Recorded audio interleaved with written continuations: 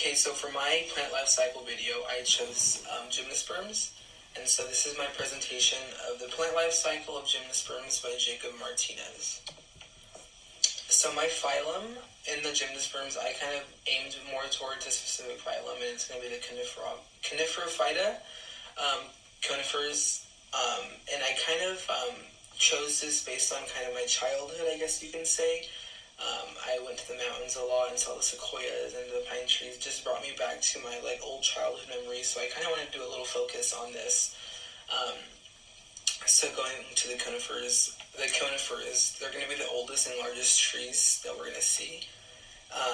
The sequoias have a great history tied to them.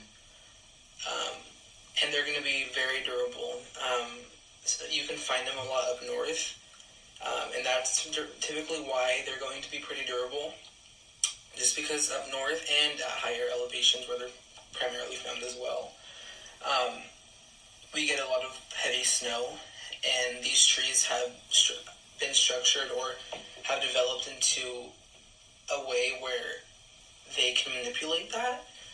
So, for example, pine trees, their structures have been known to shed snow very well, which means it's going to break it up so it doesn't clump up and break the branches or do any harm to the tree. And then the main distinguisher through the other ones is that they all have cones. So if it has cones, it's going to be a Coniferophyta.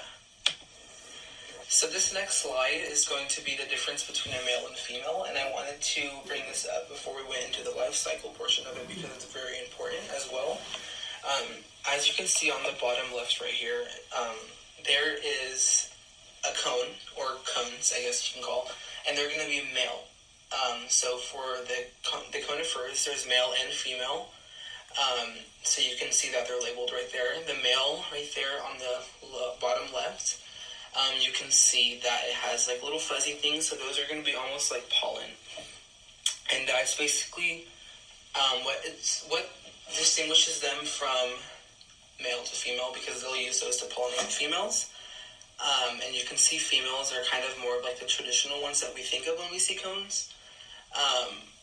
And you can see that right there. It's just almost like a scale-ish type of thing.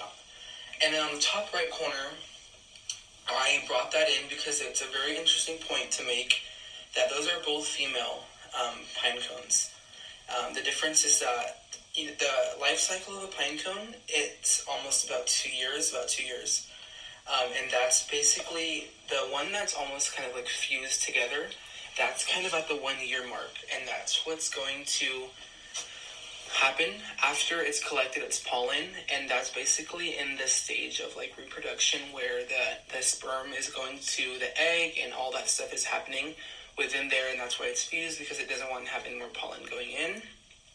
And the one on the right is a fully one, ready to drop its scales, because you can see that it's been sprouted and it's separated and they've kind of detached a little bit already. So that's about a 2-year-old acorn, or pine corn, I'm sorry. Okay, so now we're going to get into the plant life cycle of the gymnosperms, and specifically a pine. So what we have to talk about is, we're going to start at the tree-looking figure. You can see that male and female pine cones are very different. Typically, males you can see on the very outside tips of the tree. And that's because, they want to be on the outside so they can spread out and, spread their pollen as much as possible to try to get as everywhere as possible as well. Females, you're going to find them more inside of the tree as well. So they're going to be a little bit harder to get to. So we're going to start off with that many pine trees have both sexes. Male cones can be found on the tips and female can be found further in the tree. The entire process is going to take about 2 years to create the female cone. Each scale on the cone has 2 seeds per scale. Right now we're going to be looking at the cross section of a single scale. We can see that there's 2 seeds in there as well. On the next slide, or the next step, I guess, going back to that, the entire structure on the scale is called the ovule. And then we start out with a megasporangium and the megaspore mother cells. It's a diploid cell and is going to go through meiosis to produce megaspores. And through that process, 4 megaspores are going to be created. And after that, typically there's one that's a lot bigger, so 3 of them are most likely going to disintegrate and one's going to be left over and produce a female gametophyte. And at this point, I want to go back to the point I made earlier when I was talking about male versus female.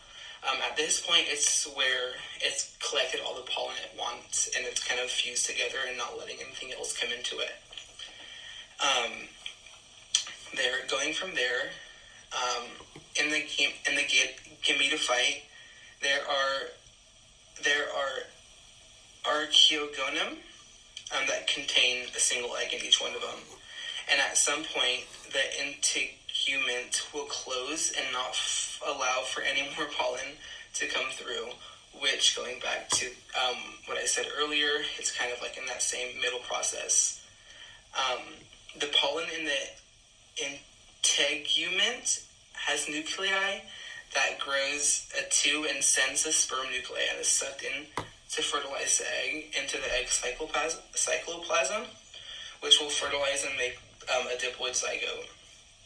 And then after that, it's kind of going to go into new sporophytes, and it's kind of just going to repeat the process all over again.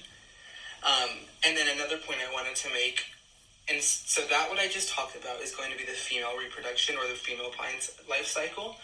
And now going from the males, when looking at the male cone, each granule is going to be made up of microspore mother cells. This is a microsporangium. Each of the microspore mother cells will go through meiosis to produce 4 haploid microspores. Then these are going to go through a couple phases of mitosis to produce the pollen grain, which will then fly within the wind and land on female cones within the micropyle, where pollen is going to have access to the egg and fertilize it that way and kind of get back to the megaspore mother cell part and repeat the process all over again. So other than that, I want to say thank you for listening to my video, and I hope you enjoyed it and learned a little bit.